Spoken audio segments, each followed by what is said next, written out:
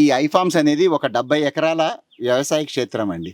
దీన్ని ఒక research centre లాగా, బయోడైవర్సిటీ ఫార్మ్ లాగా డెవలప్ చేస్తున్నాం. దీంట్లో అంటే మనకి ప్రకృతికి సంబంధించి మనం మామూలుగా రెగ్యులర్‌గా తినే కూరగాయలు, ఆకుకూరలు, పండ్లు కాకుండా బయోడైవర్సిటీకి సంబంధించిన అన్ని రకాల మొక్కలు, చెట్లు, అడవి జాతి చెట్లు అన్నీ కూడా పెంచుతున్నాము. ఇక్కడ గత 6 ఏళ్లుగా ఆర్గానిక్ ఫార్మింగ్ చేస్తా ఉన్నా కూడా మన గురువుగారు చెప్పినట్టు 5 లేయర్ ఫార్మింగ్ ఎందుకు చేయడం లేదు స్పెసిఫిక్‌గా అంటే మల్టీ లేయర్ అలా చేస్తున్నామంటే ఆహ్, ఒక ఎకరంలో పెట్టి చూడు అని అన్నారు ఫస్ట్. నేను ఇలా చేస్తున్నాను. నువ్వు ఇంత చేస్తున్నావు కదా! అసలు నీకు దానికి దీనికి డిఫరెన్స్ తెలుస్తుంది. ఒక ఒక ఎకరంలో అయినా చెయ్యి అసలు తర్వాత నువ్వే మాట్లాడతావు అన్నారు. సో, గత నవంబర్ 30వ తారీఖు గురువుగారి ఆధ్వర్యంలోనే ఇక్కడ ఫస్ట్ ఒక ఎకరంలో ఒక 10 బాక్సుల్లో 5 లేయర్ ఫార్మింగ్ స్టార్ట్ చేశాం. స్టే చేశాక ఎందుకంటే వివిధ రకాల ఇది ఒపీనియన్స్ వింటున్నప్పుడు చాలా అనుమానాలు ఉండేది. ఆయన కూడా ఏం చెప్పలేదు. నువ్వు చేశాక మాట్లాడు అన్నారు. ఆ! అప్పుడు గత డిసెంబర్ నుంచి స్టార్ట్ చేశాక మేము గత 6 నెలలు చేశాక ఒక 10 బాక్సెస్‌లో ఒక ఎకరం చేశాక దీని మీద ఒక సమగ్రమైన అభిప్రాయం కుదిరింది. దీని మీద ఎంత లాభం ఉంటుంది, ఎంత తక్కువ ప్రయాసతోటి మనం ఎలాగా దీన్ని అభివృద్ధి చేయొచ్చు అనే నమ్మకం కుదిరింది. నమ్మకం కుదిరాక లెక్కలన్నీ వేశాము. అంటే ఈరోజు లెక్కలన్నీ చెప్పడమే కాదు, లెక్కలన్నీ వేసుకున్నాము. అసలు నెలకి ఎంత ఖర్చు అవుతుంది ఇవన్నీ వేసుకున్నాక మేము ఒక జత స్మాల్ అండ్ మార్జినల్ ఫార్మర్ కూడా దీంట్లో ఎలా బతకగలగచ్చు, తమ జీవితాన్ని ఎలా ముందుకు సాగించవచ్చు అని ప్రూవ్ చేసి మేము నమ్మకం కుదిరాక దీన్ని ఇంకా ప్రొపగేట్ చేద్దామని ఈరోజు ఒక 6 మంత్స్ అయింది. 6 మంత్స్లో నమ్మకం కుదిరాక ఇంకొక 2 ఏకర్స్లో ఒక 25 బాక్సెస్లో నిన్న ఈరోజు మళ్ళీ స్టార్ట్ చేస్తున్నాము.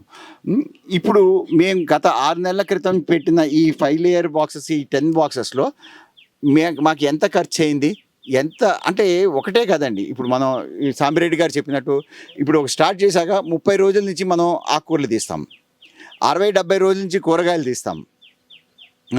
తర్వాత మునగ వస్తూ ఉంటుంది, తర్వాత 8-9 నెలల నుంచి పపాయ వస్తుంది, తర్వాత అరటి అనేది ఇంకా పీరియాడికల్గా మనం ఆ పిలకలు తీసి పక్కకు చేసుకుంటాం. ఇంకా ఒక కంటిన్యూస్ పెరెన్నియల్ ఇన్కమ్ అయిపోతుంది.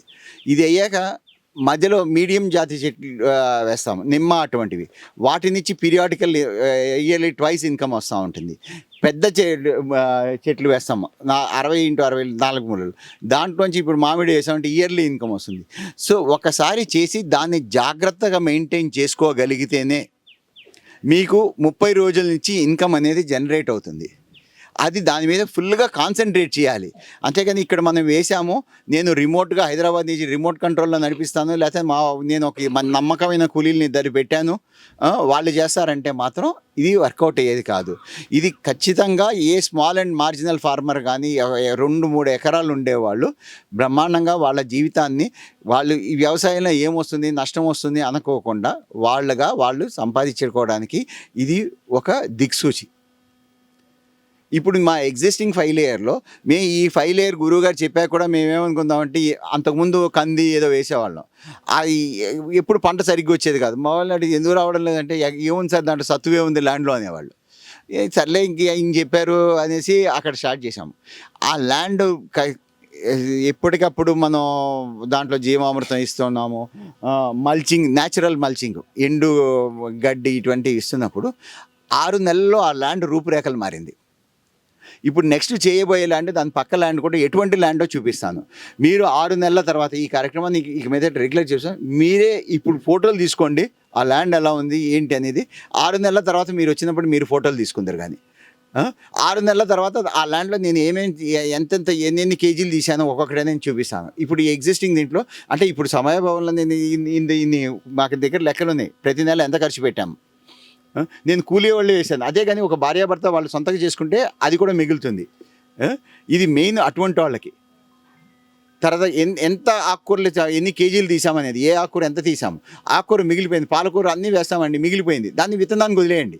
నెక్స్ట్ పంటకు మీరు విత్తనం కొనొద్దు, ఆ విత్తనాన్ని వాడుకోండి. ఇక్కడ పండించింది, ఇక్కడ క్లైమాటిక్ కండిషన్, ఇక్కడ సాయిల్కి దానికి అనుగుణంగా ఉంటుంది. మనం సీడ్ కంపెనీకి చేసేది అటు తెలంగాణకి ఒక రకంగా ఉంటుంది, ఆంధ్రాకి అక్కడ పరిస్థితులు వేరు, ఇక్కడ పరిస్థితులు వేరు. పాన్ ఇండియా ఒకే సీడ్ నడుస్తుంది అంటే అవ్వదు. అఫ్కోర్స్ కొన్ని రకాలు పెడుతున్నారు కదా, కానీ ఇక్కడ మనం తయారు చేసిన మన పంటల్లో మన పొలంలో పండిన విత్తనాలను కానీ తీసుకుని రెగ్యులర్గా చేసుకోగలిగితే అది ఇక్కడ క్లైమాటిక్కి ఇక్కడ సాయిల్కి ఈజీగా అడాప్ట్ అయిపోయి బాగా ఉంటుంది. తర్వాత మనకి కావాల్సిన ఈ ఎరువులు, పెస్టిసైడ్స్ అనేది మనమే తయారు చేసుకోవాలి. ఏం సింపుల్, జీవామృతం చాలా దీనికంతటికి చాలా ముఖ్య పాత్ర వహిస్తుంది. పీరియాడికల్గా జీవామృతం ఇస్తూ ఉండాలి. మల్చింగ్ షీట్స్ మీద వేస్తే కింద భూమిలో సారం పెరుగుతుంది, మైక్రోబియల్ యాక్టివిటీ పెరుగుతుంది, మైక్రోబియల్ యాక్టివిటీ పెరుగుతుంది. అవే మన పంటల్ని సంరక్షించుకుంటాయి. పెస్ట్ ఎక్కువైపోతూ ఉంది, సాంబిరెడ్డి గారు అన్నట్టు పెస్ట్ ఎక్కువైపోతూ ఉంది, నాకు ఏమేమంటారంటే నాకు అక్కడ మీ లోకల్ పరిస్థితి అనేది నాకు తెలియదు. ఫస్ట్ పంట బాగుండాలంటే దాన్ని బలంగా, ఇప్పుడు ఇది మనకి కోల్డ్ ఎవరికి ఎక్కువ వస్తుంది, ఎక్కువగా వీక్గా ఉండే వాళ్ళకి వస్తుంది. జ్వరం ఫ్రీక్వెంట్గా ఎవరికి వస్తూ ఉంటుంది, ఇమ్యూనిటీ లేని వాళ్ళకి వస్తుంది. ప్లాంట్ని మీరు అంత ఇమ్యూనిటీగా ముందు నుంచి అంత ఇమ్యూనిటీ తోటి పెంచండి. బలంగా పెంచితే అవే తట్టుకుంటుంది. కొన్ని పరిస్థితుల్లో తట్టుకోలేని పరిస్థితులు వచ్చినప్పుడు కూడా మనం న్యాచురల్గా దేవుడిచ్చిన మన చుట్టుపక్కల పరిసర ప్రాంతాల నుంచి ఈ ఆకులు, అలములు వీటితోటి చేసుకున్న కషాయాలతోటి చేసుకున్న రోజే మనం వ్యవసాయం గట్టెక్కుతాము. అది చాలా ఇంపార్టెంట్. ఇప్పుడు సీడ్ కంపెనీలు చాలామంది ఒక చెట్టు చూపించి, ఒక మిరప చెట్టు చూపించి నిండు కాయలు చూపిస్తారు. మనకి ఆ సీడ్ దీని మీద అది కనబడుద్ది. మనకి దిగుబడి చాలా వస్తున్నట్టు అనిపిస్తుంది. ఆ దిగుబడి రావడానికి మీరు ఎంత ఖర్చు పెట్టారనేది ఇంపార్టెంట్. మనం ఖర్చు లేని వ్యవసాయం, మన దేవుడిచ్చిన పరిసర ప్రాంతాల నుంచి ఆకులు, అలములు యూజ్ చేసుకున్నప్పుడే, ఆవు పేడ